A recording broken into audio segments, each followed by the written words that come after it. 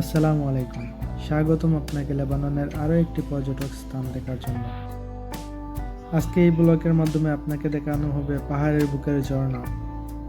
পাহাড়ি আঁকাবাঁকা রাস্তা দিয়ে যেতে হয় সেখানে, যেই জায়গা মায়াবিনী মনে হয়, সেই জায়গার মায়াটা কেউ বলতে পারে না। লেবানন কেন আরব দেশের রানী বলা হয়, সেই ভিডিওটা দেখলে। পাহাড়ের বুকের ঝর্ণা, পাহাড়ি ঢল, প্রাকৃতিক দিয়ে ঘেরা লেবানন।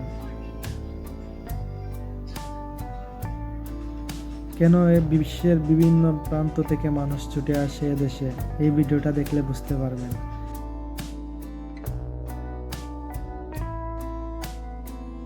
দেশটা যেমন মায়াবী তেমনি মধুময়।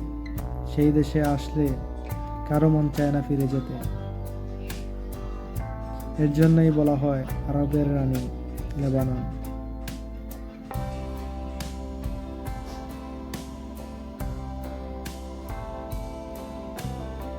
পাহাড়ের বুকের সারি সারি ঝরনার সুর যেন সুর নয়, অনন্যময় কিছু বলছে।